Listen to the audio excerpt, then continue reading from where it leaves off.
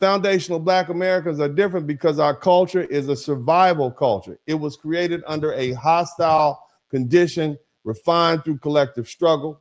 And FBA culture is a culture under fire. It's a system of beliefs and practices that turn exclusion into innovation, suffering into music, scarcity into cuisine, church into a political infrastructure, language into a coded communication, and a shared pain into a collective identity. That's why our culture has had such an extraordinary success as a tiny minority group in America.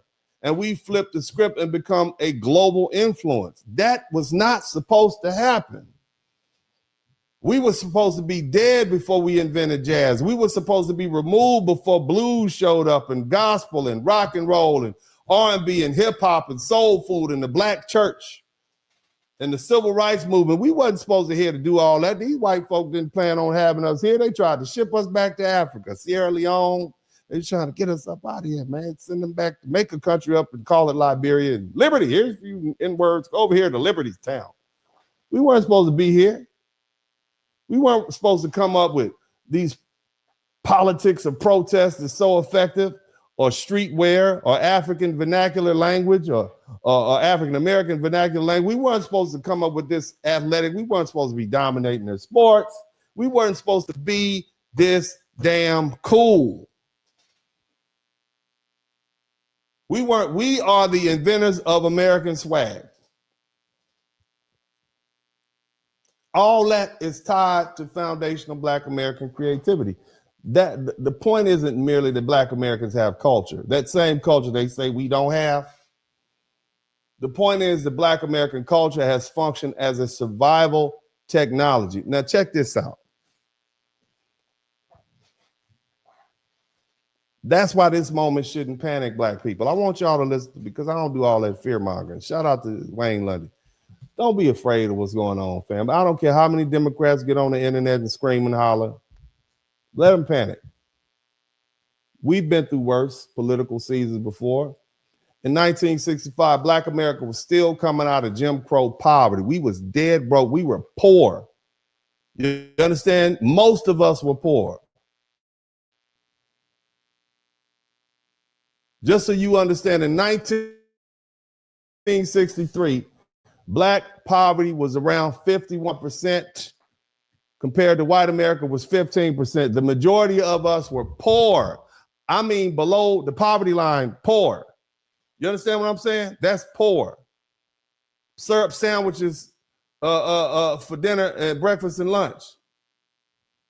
Now, by 2021, Black poverty had fallen all the way to 20%. You hear me? That means 80% of us are living above the poverty line, which means 80% of us are upper middle class, rich, or working middle. You understand what I'm saying? And that's not me saying that. That's the Census Bureau. It reported that the official Black poverty rate had reached a record low of 17.1%. We a whole different people. We rich. That's in 2022. And from 2018 to 2026, we went from 1,700,000 millionaires to 2 million millionaires. It just came out. I'm not making, look it up. 1 in every 25 Black people is a millionaire. Now, I'm not saying that Black America has reached equality. I'm not saying that. I'm not saying that everything is all good. But what I can say is that we are balling on their asses. That's what I can say. Shout out to us. We are doing that, especially under the circumstances. We still face wealth gaps and ownership gaps and institutional barriers. But look who we comparing ourselves to. We have comparing ourselves to white people, and they had a 300-year head start.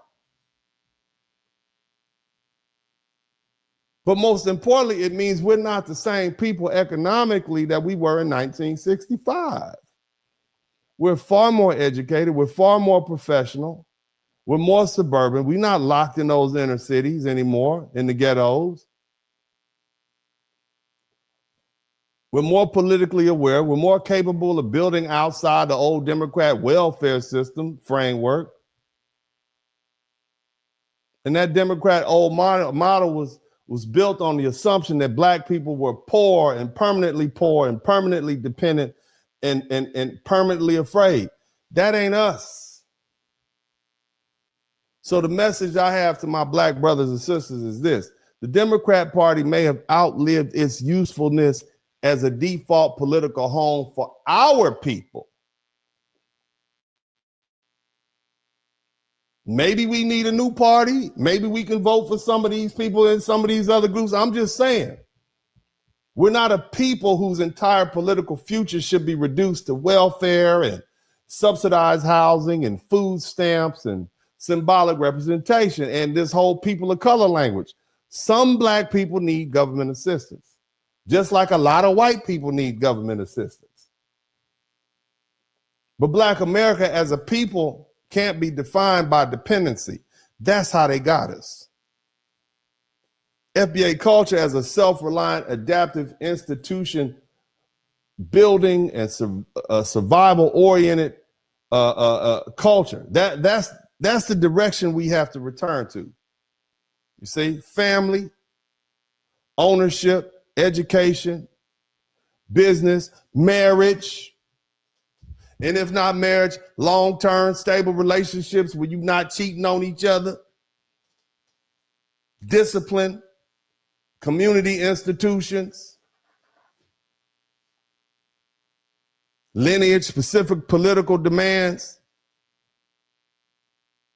And see, these Democrats, you think you're gonna replace us with these Latinos? You just think you can replace all this one people of color for these other people of color? You think that's how it's gonna work? They may think they can continue to ask black people specifically for votes, but while refusing to give black people specific policy. That's what they think. But they got a surprise coming. And see, that Latino coalition isn't unified enough to replace the black vote as a dependable political machine. Immigrant groups aren't automatically loyal to Black American interests. African and Caribbean immigrants aren't automatically aligned with FBA lineage claims. And Black Americans no longer are in the same position we were 60 years ago. We've survived the worst this country has done. We've built the most influential culture in America under pressure. That's why it's so successful. And if they could have got rid of us, they would have done it a long time ago. We're the only ones that can get rid of us. And if Democrats can no longer use us the way they used to, then maybe this is the moment Black Americans finally stop begging political parties for rescue and start operating like what we know we are, a distinct people with a distinct history, a distinct culture, and distinct political needs and interests. And the Democrats, all of this, I just want y'all to know, all of this could have been avoided. This entire political crisis y'all are in, screaming and hollering, asking for black people to come in. Help, help, help us, black people, help. All of this could have been avoided if you simply had given Black Americans our tangibles. If you had spoken to black people with the same specificity and energy you're using right now, that your power is threatened, this conversation would have been a lot different. And now that you need us, suddenly you know how to say our name. Suddenly you know how to say black turnout. Suddenly you know how to say black churches, black neighborhoods, black media spaces, black communities. You know how to ask for us specifically to come save you. But when black people ask for specific policies and specific repair and specific investment and specific protection and specific lineage-based justice, you hid behind the people of color and working families and equity and diversity and inclusion. That was your mistake. See, you wanted black votes without a black agenda. You wanted black loyalty without black compensation. You wanted black fear without black repair. You wanted the moral authority of the civil rights movement without paying the debt owed to the descendants of the people who made that movement necessary. If you didn't want to give us reparations, if you didn't want to give us the land policies we needed and the ownership policy or the business capital or targeted education repair or crime protection or family restoration or anything specific foundational black to foundational black Americans, then now you're gonna lose these seats. You're gonna lose your influence, you're gonna lose your committees, you're gonna lose your titles, you're gonna lose your staff, you're gonna lose your money, you're gonna lose your power.